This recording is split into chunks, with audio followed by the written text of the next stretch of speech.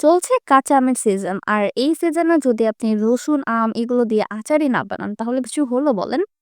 আমরাও আসলে আচার বানানোর কাজে লেগে পড়েছি। তাই আম্মু এখানে ১ম এ একদম খাঁটি সরিষার তেলের মধ্যে শুকনা মরিচ ফোড়ন দিয়ে নিয়েছে। তার মধ্যে নিয়ে নিয়েছে অনেকগুলা করে রসুন। কারণ এটার মধ্যে একটা মূল উপাদান রসুনও থাকবে।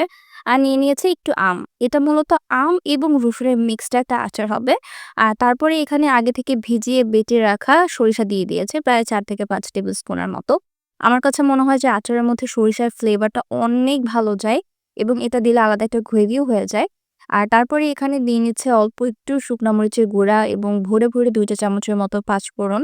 পাঁচফোড়নটাকে হালকা শুকনা খোলায় তেলে সেটাকে একদম ভালোভাবে গুঁড়া করে এখানে ব্যবহার করা হয়েছে। এখন অনবরত এটাকে নেড়েচেড়ে দিতে হবে। নিচ থেকে একবার লেগে পুড়ে গেলে কিন্তু টেস্টটা নষ্ট হয়ে যাবে। আর তারপরে এখানে আগে থেকে একটু গ্রেট করে রাখা খাঁটি খেজুরের গুড় এখানে আম্মু ইউজ করেছে। পুরাটা প্রসেস চাইলে আপনারা চিনির মাধ্যমে করতে পারেন। তবে গুড় দিলে আলাদা একটা ডিফারেন্ট ফ্লেভার পাওয়া যায় যেটা ভালো লাগে। আমরা গুড় এবং চিনি দুটোকে মিক্স করেই বানিয়েছি। আর রসুনটা সিদ্ধ হতে যেহেতু একটু সময় লাগবে, তো এজন্য আম্মু অল্প একটু পানি দিয়েছে এবং পানি দিয়ে এটাকে অনবরত জাল দিতে হবে। আর যেটা বললাম বারবার খেয়াল রাখতে হবে যেন নিচ থেকে লেগে না যায়।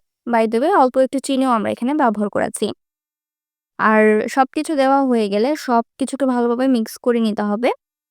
ঢাকনা দিয়ে সিদ্ধ করার কোনো প্রয়োজন নাই। ঢাকনাটা খুলিয়ে অনবরত নাড়তেই দেখবেন যে এটা সিদ্ধ হয়ে যাচ্ছে। পানিটা একদম শুকিয়ে আসবে এবং কালারটা যখন একদম গাঢ় কালার হয়ে যাবে, তখনই বুঝতে হবে যে আপনার আচার অলমোস্ট রেডি। তো সেই পর্যায়ে কিন্তু আপনারা আচারটাকে নামিয়ে নিতে পারেন। আর এটা কিন্তু একটু ম্যাশ আপ হয়ে যাবে। চারপাশটাতে অনেকগুলা তেল মসলা ছিটে পড়বে। সো এই জিনিসটা একটু সতর্ক থাকবেন। আর উঠিয়ে নিলেই কিন্তু আপনার আচার একদম রেডি।